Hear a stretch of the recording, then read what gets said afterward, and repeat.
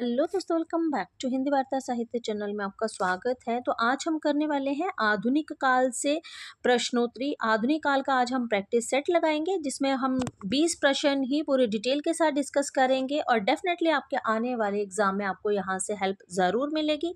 तो चलिए फिर जल्दी से वीडियो को शुरू करते हैं। इससे पहले आपने अगर चैनल को सब्सक्राइब नहीं किया है तो चैनल को सब्सक्राइब कर लें। प्रश्न नंबर 1 है, भारतेंदु युग से हम प्रश्नोत्तरी कर रहे हैं। प्रश्न नंबर 1 है हमारे पास कि सामान्य रूप से आधुनिक काल का जो प्रारंभ माना गया है वो कहाँ से माना गया है। तो आपका ऑप्शन ए जो है ये बिल्कुल सही हो जाएगा। 1850 से जो है वो आधुनिक काल का समय माना गया है।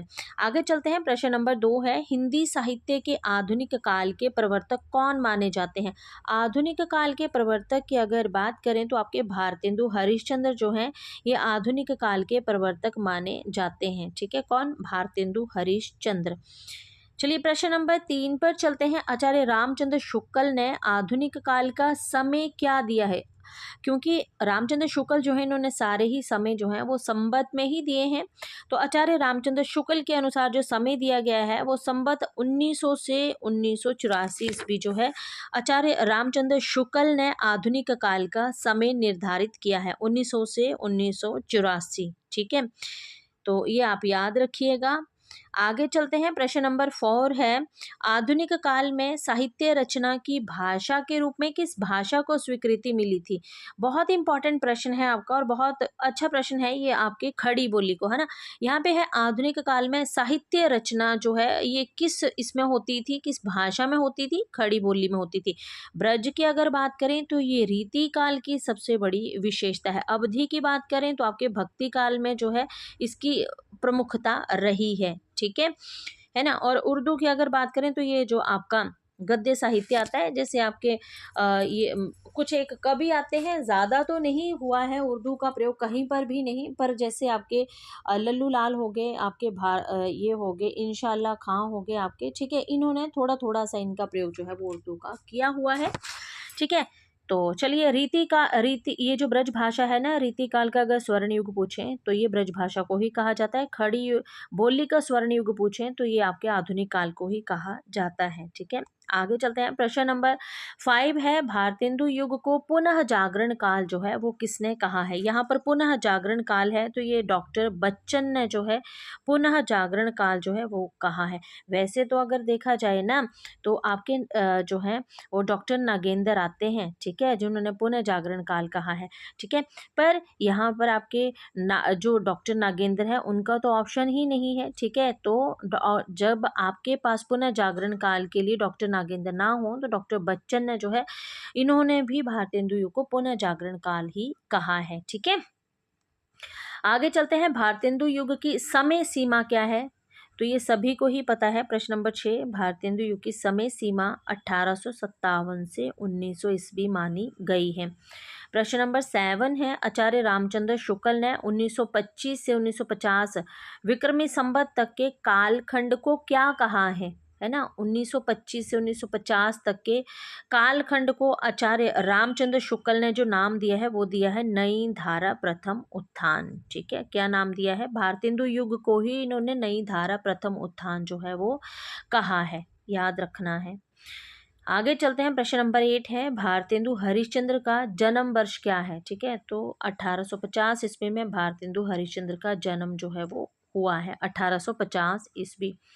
प्रश्न नंबर 9 है, कविता के लिए खड़ी बोली के पक्ष में आंदोलन की शुरुआत किसने की थी। आंदोलन की जब भी बात आती है ये आपके अयोध्या प्रसाद खत्री जो हैं इन्होंने खड़ी बोली आंदोलन के लिए शुरुआत की थी, अयोध्या प्रसाद खत्री ने।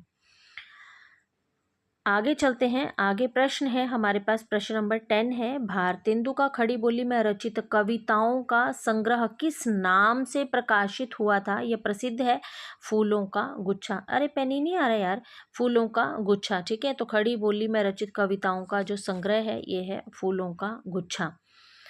आगे चलते हैं। प्रश्न नंबर 11 है, इन मुसलमान हरिजन पर कोटिक हिंदू वारिये लिखने वाले कवि कौन है। बहुत से प्रश्न आपको यहाँ से रिपीट मिलेंगे। ठीक है, ये भारतीय आपके जो है भारतेंदु हरिश्चंद्र ने कहा है, इस इन मुसलमान हरिजन पर कोटिक हिंदू बारिये। ये जो पंक्ति है आपकी ये आएगी भारतेंदु हरिश्चंद्र की, और बहुत इंपॉर्टेंट है, आपको हर एक एग्जाम में देखने को मिलती है, खासकर जो अभी टैट का LT टैट का जो एग्ज़ाम होने वाला है वहाँ पर आपको बहुत से प्रश्न यहाँ से देखने को मिलेंगे।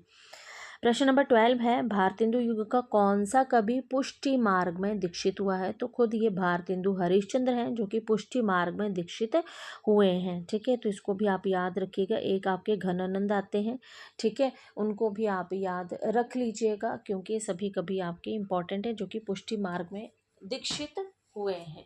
ठीक है, बकरी बिलाप किसकी रचना है? तो बकरी बिलाप जो है ये भारतेंदु हरिश्चंद्र की रचना है। आपका ऑप्शन सी जो है ये बिल्कुल सही हो जाएगा। आगे है प्रश्न नंबर 14 है, नव जागरण का अग्रदूत किस लेखक को कहा गया है? तो भारतेंदु हरिश्चंद्र को कहा गया है। मेघदूत काव्य का खड़ी बोली में अनुवाद किसने किया है? मेघदूत खड़ी बोली में अनुवाद ये राजा लक्ष्मण सिंह के द्वारा जो है वो किया गया है। 16 है, 19वीं सदी की साहित्य सर्जना का मूल हेतु क्या है? बहुत इंपॉर्टेंट प्रश्न है कि 19वीं सदी की साहित्य सर्जना का जो मूल हेतु है वो है पराधीनता का बोध। आपका ऑप्शन ए जो है ये बिल्कुल सही हो जाएगा। ठीक है, आगे चलते हैं। यह युग यानी कि भारतेंदु युग की बात कर रहे हैं कि बच्चे के समान हंसता खेलता आया, जिसमें बच्चों की सी निश्चलता, अकड़नपन, सरलता और तन्मयता थी।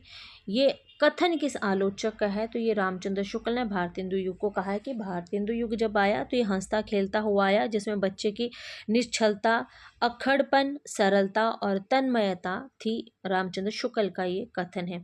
तदीय समाज की स्थापना जो है ये किसके द्वारा की गई है? तो इन्होंने ये आपके भारतेंदु हरिश्चंद्र के द्वारा जो है ये तदीय समाज की स्थापना की गई है। पेनी रीडिंग क्लब की स्थापना, तदीय समाज की स्थापना, ये सारे भारतेंदु हरिश्चंद्र ने ही की हैं।